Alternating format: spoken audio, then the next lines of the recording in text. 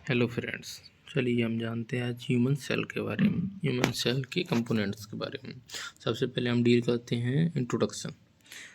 जैसा कि यहाँ पे पैरा में लिखा हुआ है, the human body develops from a single cell called zygote, sperm plus ova, which result from the fusion of human ova, female egg cell and the sperm male cell, multiplication follow and the foetus growth.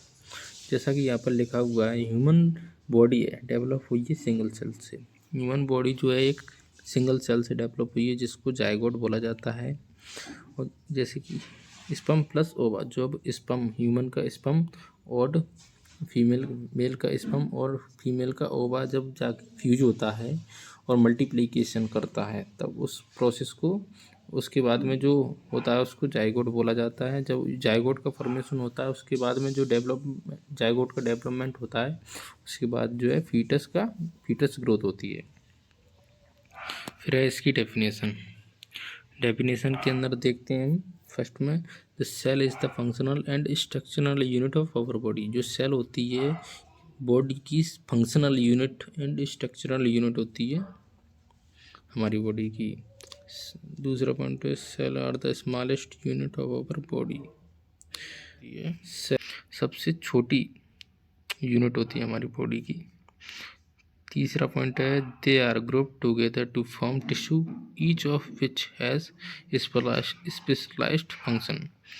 जो जैसे कि blood है, muscles है, bone है, जो हमारे sales हैं मिलकर एक टिश्यू का फॉर्मेशन करती हैं, जिनका स्पेशलाइज्ड फंक्शन होता है। जैसे कि ब्लड है, ब्लड का काम जो है ऑक्सीजन को कैरी करना, एक जगह से बॉडी में सर्कुलेशन करना, न्यूट्रिएंट का सर्कुलेशन करना, ऐसे एंजाइम्स का, हार्मोन्स का सर्कुलेशन करना। और मसल्स है, मसल्स हमारी बॉडी को स्ट्रक्चर प्रोवाइड करेगी। बोन्स है, बोन्स हमारी बॉडी को स्ट्रक्चर प्रोवाइड करेंगी।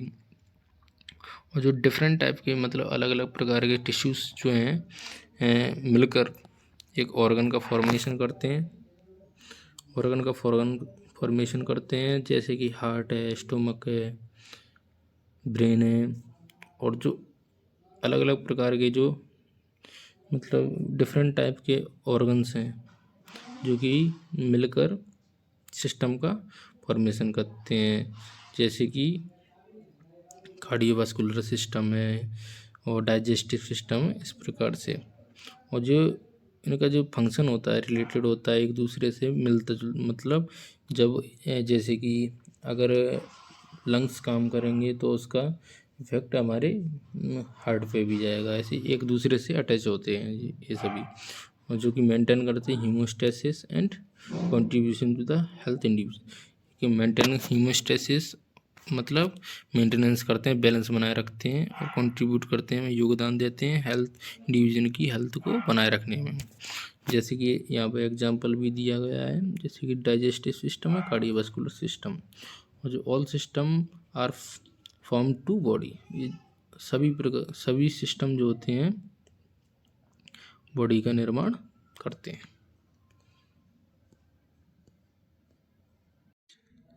देखिए अब हम जानते हैं प्लाज्मा मेम्ब्रेन के बारे में। Plasma membrane consist of 2 layers. Plasma membrane जो होती है इसके अंदर 2 लेयर्स होती हैं, जिसे फॉस्फोलिपिड बोला जाता है, जिसके अंदर फैटी सब्सटेंस होते हैं with protein and sugar molecules. इसके अंदर क्या होता है, प्लाज्मा मेम्ब्रेन जो बनी होती है किसकी, फॉस्फोलिपिड की बनी होती है, फैटी सब्सटेंस से बनी होती है, जिसके अंदर प्रोटीन और शुगर मॉलिक्यूल्स भी पाए जाते हैं।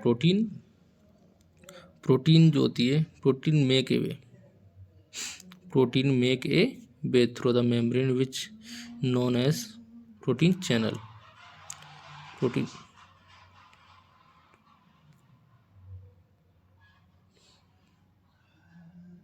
Protein make a way through the membrane which known as protein channel.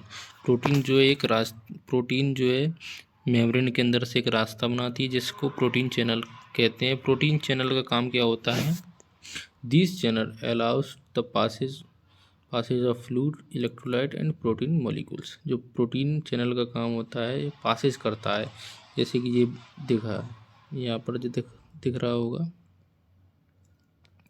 Protein channel, ऐसे कुछ चैनल्स जो है होते हैं प्रोटीन सेल के अंदर, मेम्ब्रेन के अंदर, जो कि इसके अंदर फ्लूइड एंड इलेक्ट्रोलाइट्स का पासेज करने में कुछ सफिशिएंट अमाउंट में फ्लूइड जो है सेल के अंदर आ सकता है और सेल के बाहर जा सकता है, जैसे कि इलेक्ट्रोलाइट्स का अंदर आना और बाहर जाना, और कुछ प्रोटीन मॉलिक्यूल्स का अंदर आना और बाहर जाना, ये जो है प्रोटीन चैनल के द्वारा ही होता है।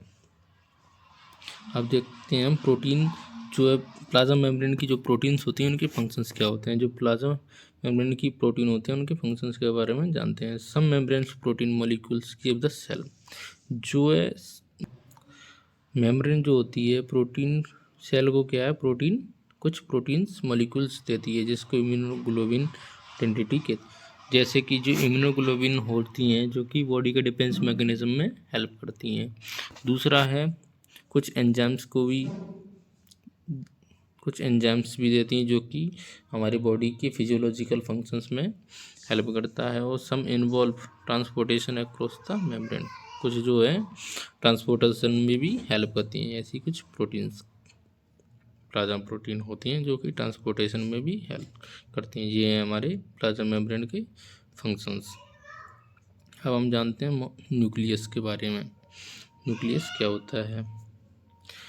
Every cell in the human body have a nucleus except the mature RBC. जो हमारी ह्यूमन बॉडी के अंदर हर एक सेल के अंदर जो न्यूक्लियस पाया जाता है आरबीसी को छोड़ के, जैसे एरिथ्रोसाइट बोला जाता है, स्केलेटल मसल्स को छोड़ के, और some other cells containing many nucleus. बहुत सारी सेल्स ऐसी भी होती हैं जिसके अंदर एक से भी अधिक न्यूक्लियस पाए जाते हैं। यहाँ पे the nucleus contain body genetic material.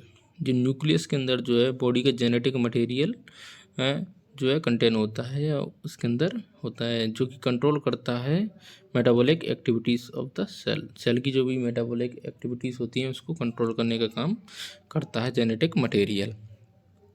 फिर तीसरा देखते हैं, nucleus consist of 46 chromosome. Nucleus के अंदर जो है 46 क्रोमोसोम जो कि पाए जाते हैं, which are made by the DNA, जो कि डीएनए से बने होते हैं। डीएनए का फुल फॉर्म होता है deoxyribonucleic acid within the cell, जो कि सेल के अंदर होते हैं। Within the nucleus is, जो कि न्यूक्लियस के अंदर होते हैं। रफली स्फेरिकल स्ट्रक्चर होता है न्यूक्लियस का, which is involve in synthesis of ribosome, जो कि राइबोसोम का सिंथेसिस करने में इन्वॉल्व होता है या इसको हेल्प करता है।